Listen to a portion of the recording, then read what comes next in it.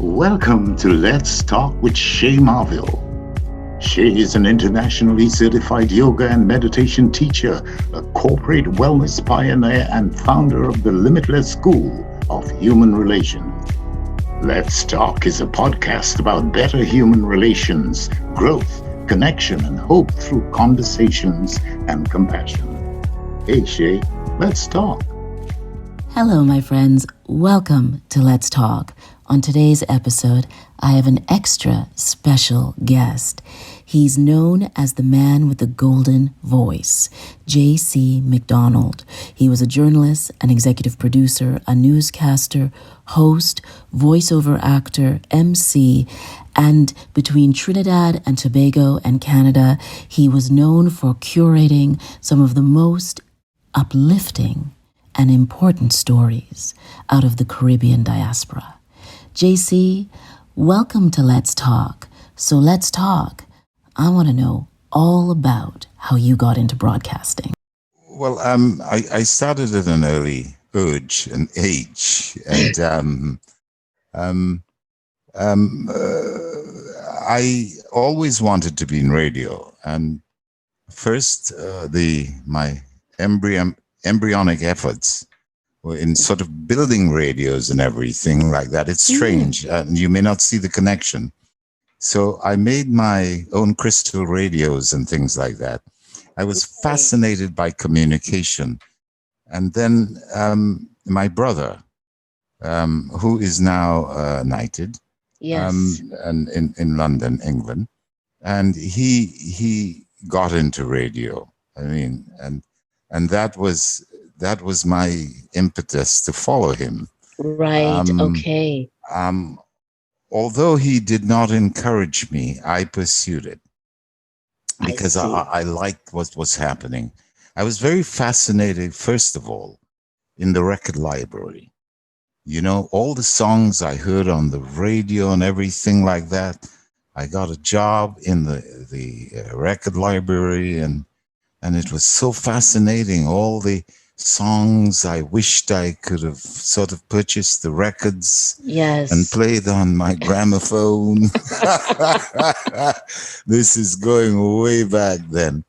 But and when I got in the record library, I was promoted in that I started preparing programs with different songs for different announcers.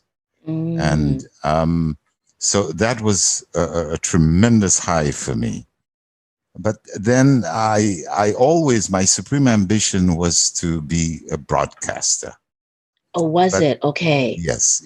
It was to be a broadcaster because I found that there was something special. But I'll tell you, most of the friends I spoke to about this, they told me at that time, hey man, it's only white people doing that. You know, your brother got a break, and why do you think you'll make it? And they're not disparaging, but very, very, strange views.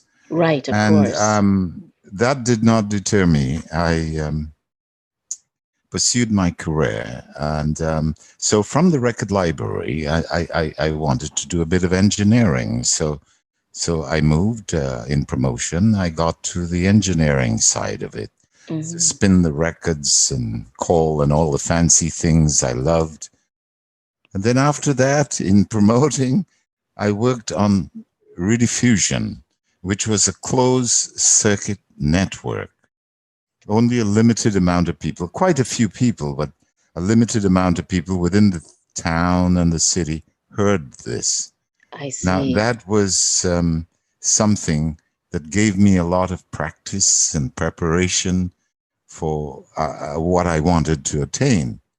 However, before that, I was interested in finding out more about the profession. So then I went to the scripting department, so preparing scripts for different announcers. Interesting. And then after that, I went to the news department. Wow. So you apprenticed in every department within the system. Yes. And finally, I went to the sales department. So the training I had I had total experience of everything that happens at the radio station. And so after that, I was promoted from Radio Fusion to be a broadcaster on Radio Trinidad. That's transmission where it goes to quite a few Caribbean islands. Yes, And yes. that's the development I had in terms No, but you of... were acting as well. Were you not also a performer? Was that Oh, before yes. or after? No. It was during. During, okay. During. I remember my director, that's film director, had problems in getting me the time off. And I remember taking him to my program director's house. And I was sort of hidden in the car and asked him to go and appeal to her for me to have a few more days off.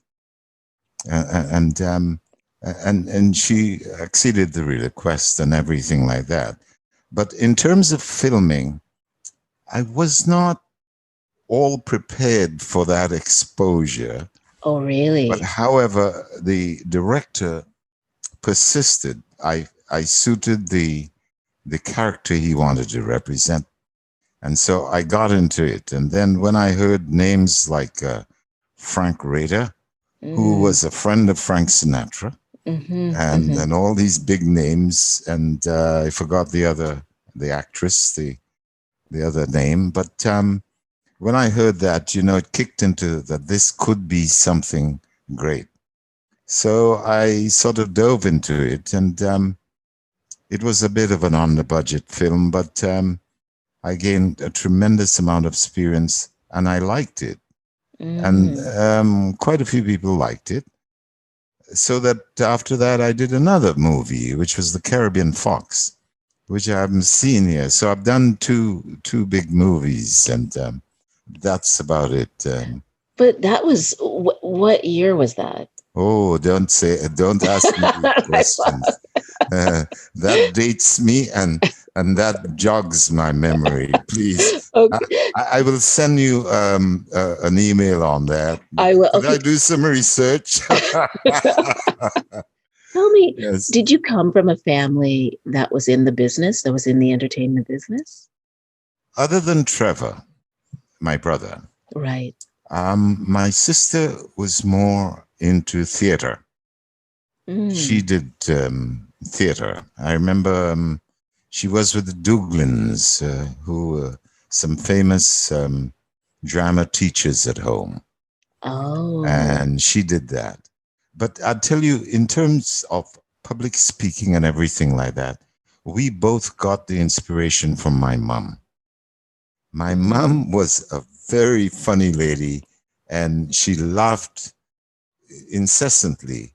And when, that might not have been fair, but if we went to a Bible meeting or so and people are using green verbs and things, it would be a little sort of thing, and she told us, you've got to be careful how you speak.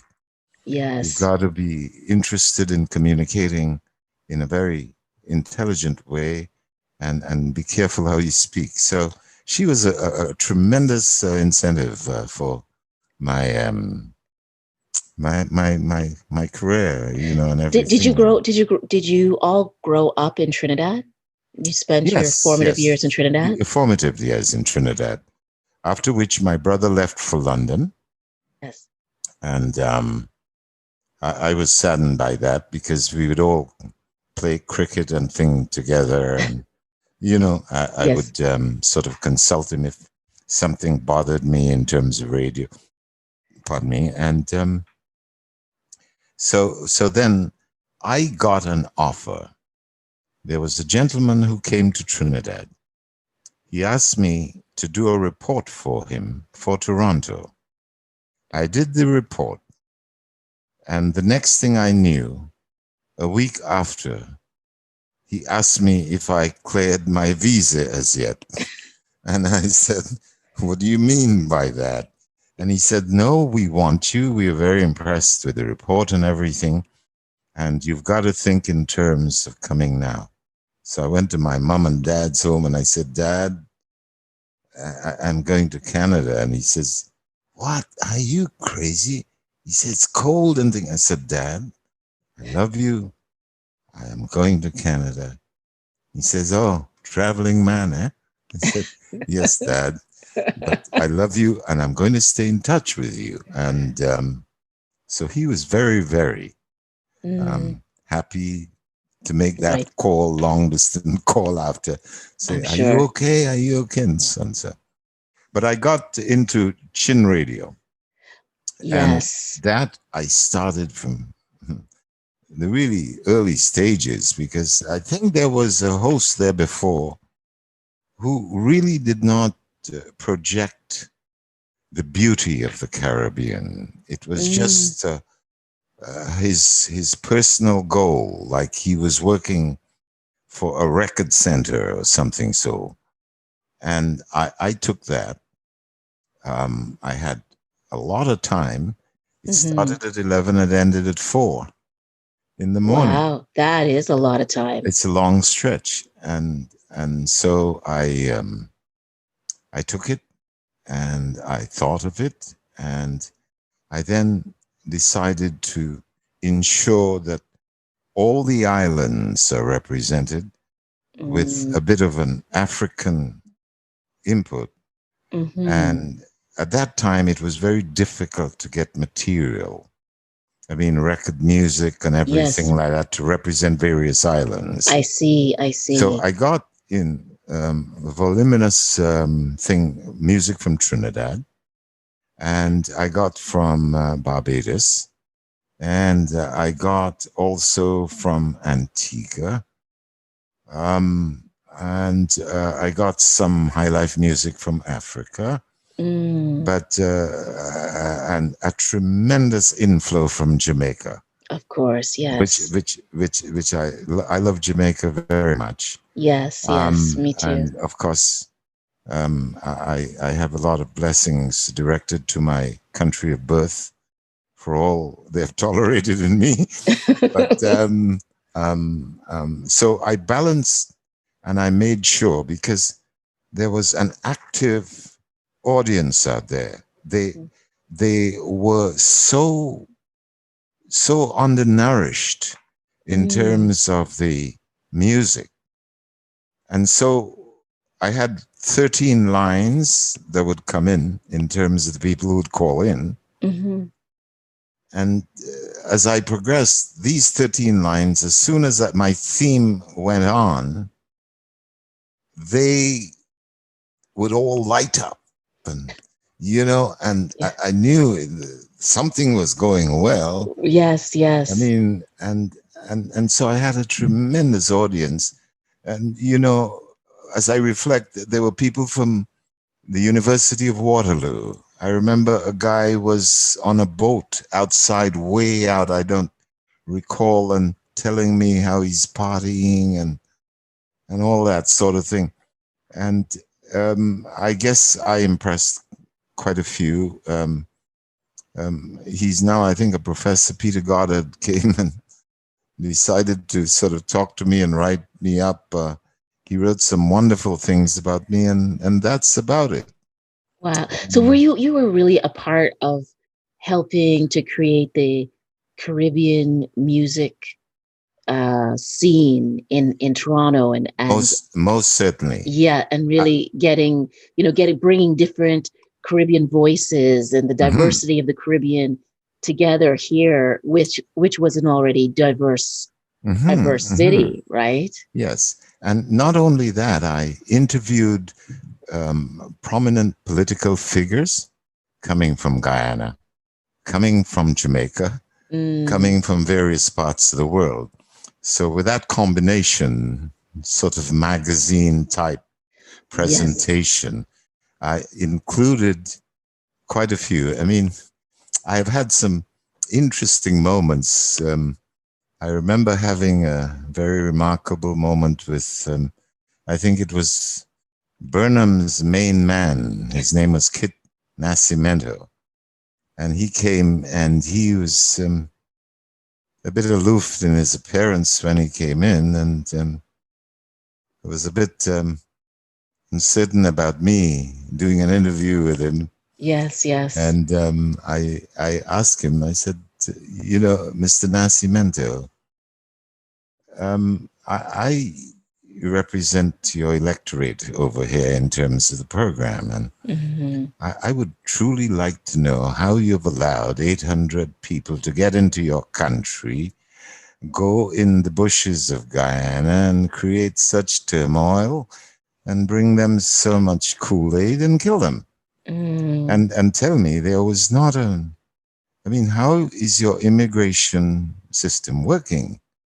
And so that was a very antagonistic interview. He And tried to you, get me off the air. I'm sure you hadn't discussed that with him prior. You, Oh yes, I oh, you had did. Oh, you did. a little bit. Well, through Victor Prasad was the consulate here, and I spoke to Victor and I told him I'm not going to be essentially easy on this guy because the people are calling me and asking me as he's coming. Hmm. I should really find out what happened because it was terribly embarrassing to Guyanese and Yes. terribly. And I figured that I can sort of do something to quell the questions that were coming from my audience, who in some places is electorate, people Of who course. voted for them. Of course. And you're referring to the Jim Jones scandal. Jim Yes. Jones, devastation Yes. that Yes. happened Yes. with all those innocent people. Yes. Those were very stilling moments of my thing, and I don't want to bring it up. I'm not into really politics as such.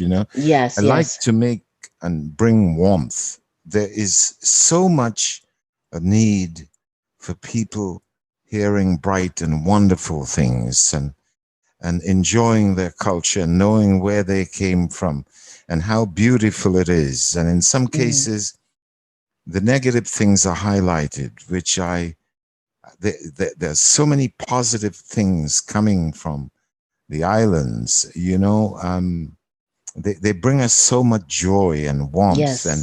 and that is de-emphasized. And when the occasional guy from the Caribbean does something wrong, it's blown up as though everybody's like that. So I Yes. wanted to highlight the positivity of peoples from Mm. the Caribbean and show them the beauty that lies beyond. And I did that in music and did that in interviewing. I Hmm. also emceed a lot of shows that's Yes. happening in Toronto and everything like that. So I played a very important part, I think, humbly, in connecting with the Mm. Caribbean. And recently, my sons and my wife decided that I get on this Instagram and everything like that. And I was absolutely, Shay, amazed of some of the people who remembered me. Oh, And I I didn't. started just a few days ago, and I think I have a following of 150 some. I don't know. Yes. But my chief program director in this regard is TJ McDonald. Your son, he's an TJ, actor. he's an He's an actor. actor. Yes. And quite recently he got called from LA. And I say this in a fearful manner because, he did. And I'm still happy about that. But, Yes. he has always paid me some nice compliments. He said that, I really, really appreciate everything. You're the greatest dad in the world. And I said, no, not so. You're a great guy. The credits go to you. And so is Jay. They're Mm. all little shadows who keep me aligned. Well, all three of your kids, Abby, Jay, um, No, there they, is a fourth one you're not aware of. I have a big daughter who's that's right. I'm sorry. I meant you yeah, four. yeah, Yes. yeah, Yeah. Like, Julie. Yeah. I've never met Julie, No, but Julie, very, very charming girl. but they all, sing your praises. And I wondered about, I know that you made a great sacrifice as a parent to really raise your kids. You were doing it independently for a long time, and Yes, that was a different time where most fathers, no, well, they weren't the ones who were staying with their kids all the time, and you're kind of a trailblazer that way. it's in my DNA. It's in your DNA. It's in my DNA, and sometimes, Shay, I see kids who are so lost here in Toronto, and it hurts my heart. They need guidance. They are stars, little stars out there. And because of lack of guidance, sometimes they drift. It is my supreme ambition as long as the Creator permits me. It's like Abby has said, Dad, when you were in the park kicking a ball with us, you had all these little kids around you. And you were talking about their school and how they should go to school and everything. So it's in my DNA to ensure if I can guide a kid, it will bring me everlasting joy. Everlasting joy. I started with my kids, but my arms and my ideas are bigger. I would love to help some of the kids who are on the streets. I would love to help them because there's so many kids today who are totally, they're in a quandary. They don't know because of broken homes and all this. And I feel so sad about that. And, my eyes get terribly moist when these things happen, so I would JC, love to. why is that such a point of pain for you, or and commitment, helping and being of service and looking after children? Well, I had a divorce. My former wife was an airline stewardess. And so I had to take care of my kids all by myself. And I have been through so many babysitters, and some came in and they stole all my little presents and gold and little golds and little rings and things I had. Anyhow, but I realized with my kids, how important it is to monitor what they're doing from day to day. And if you lose that connection, and so I went through that with my kids and everything like that. And I saw they brought home friends who had problems with their parents. And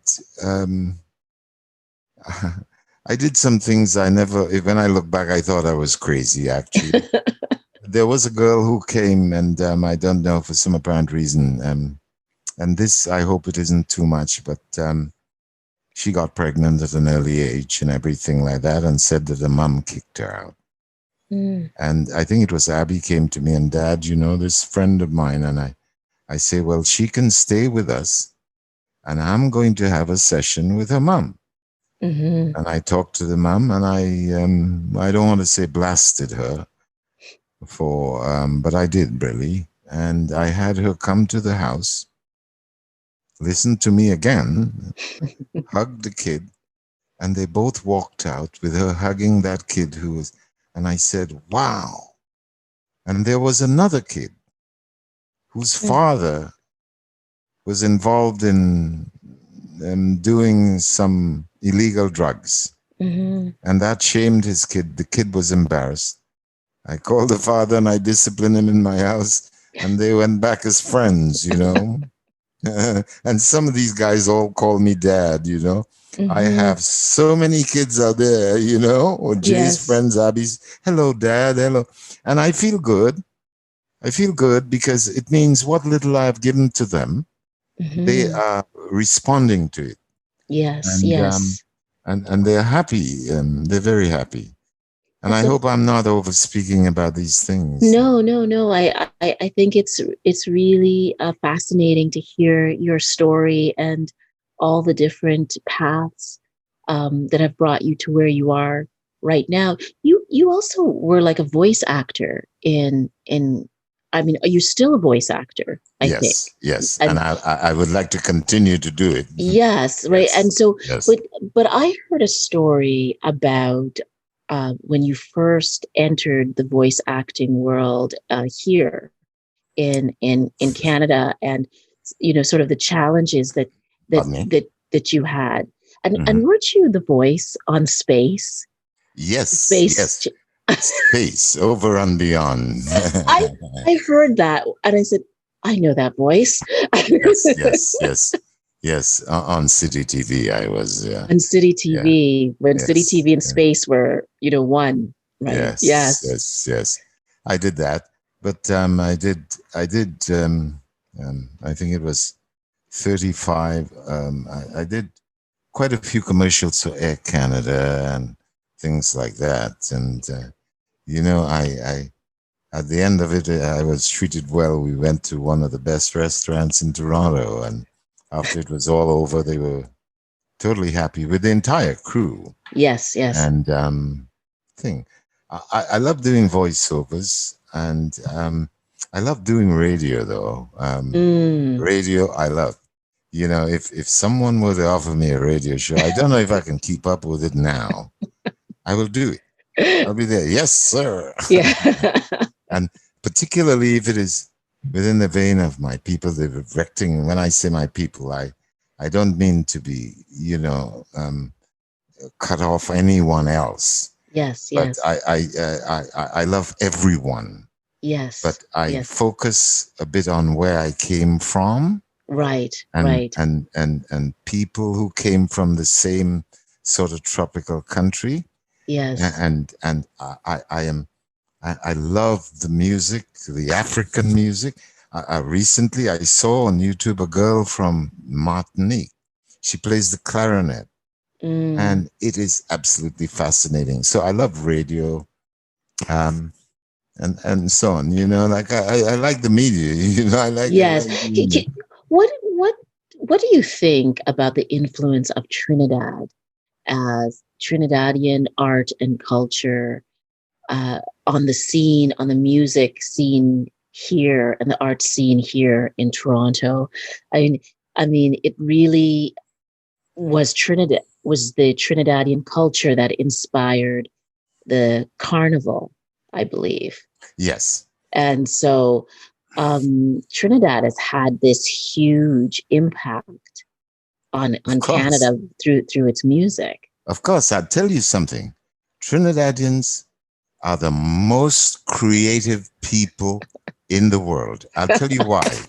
Every year... Without bias, you'll tell me why. Without bias.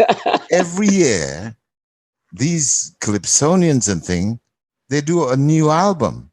Yes. Every single year. And, with other artists and thing, they would take, a couple of years before they complete an album. Yes. I mean, they can make a single thing, but an entire album. And every year there are new calypsos, and sometimes they're topical on what's the political situation at home. Yes. Like recently I saw the Calypsonian Crazy singing about Wuhan and what's happening in Wuhan, and he put his pin to it, but and very interesting. It's funny, and it's a lot of beauty, man. It's people. Why do you think Trinidad has this this way of interpreting politics and culture with this sassy, kind of fun, like sexy, like energy, but then at the same time, they do not shy away from tackling the hardest subjects. Not at all. It's a political type of commentary in music sometimes, and very poignant. Yes. If a politician was caught, for example, with a girl in the streets, if he's caught, they are going to prepare a calypso about this politician, and they're funny people, but I love Very. them so much. And I remember, of course, I am happy to be in Canada, and I love Canada with, all my heart. And this is now my home, and, and I've learned to be very respectful of the past, but this is present. And so I'm more Canadian than I am Trinidadian in that I came here at a very young age, and I've spent most of my years in Canada. So, I mean, it's a very nice place, actually. A So bit cold interesting. sometimes. Yeah. So interesting because you just had. I measure things in degrees. How are you surviving this pandemic? We've been in it for a year now. You're somebody who likes to walk about and meet I'm a people. gregarious type of person. Yes. Yes. I'll tell you, it's a bit of a pain in the ass. Yeah, and for the lack of a better expression. However, we've got to be tremendously respectful of science and what they're saying out there, because that's our only form of guidance. Unfortunately, to me, I am bored stiff. I feel, a bit claustrophobic. Although I've got a lot of room, but I do a lot of reading. I do a lot of keeping up with all these friends I have. And I'm so delighted to be with you. This is another form of therapy for me. Well, also you joined. Thank you. And I'm so grateful that you're here. May I compliment you on one thing, if you mind? Oh, please. Your voice and your charm. You exude so much warmth, and you're such a beautiful host. Oh, hostess. Thank you. That I'm totally fascinated by your presentation. And I'm not surprised that you're getting quite a lot of pleasant feedback.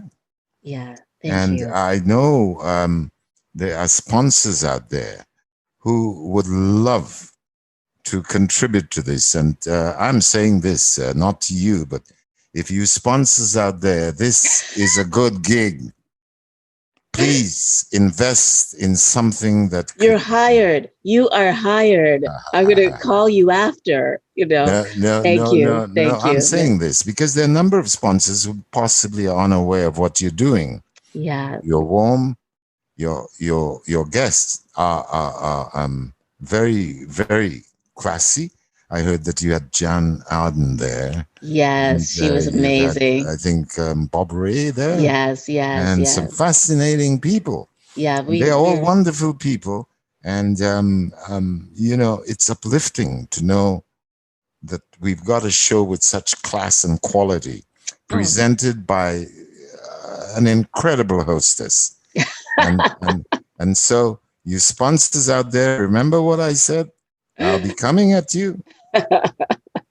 Oh, you're so generous. Thank you. No, this is a real, I cannot believe it took me this long to do this. I've been meaning to create something like this for about 10 years.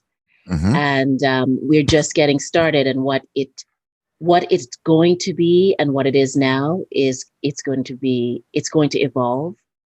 And I'm kind of having fun playing and exploring and bringing guests like yourself on who have these unique backgrounds, unique voices. And it's not necessarily about people being famous, but it is about people doing unique things in their own unique way and sharing that with the marketplace and the marketplace of ideas. And I really used to enjoy hearing you.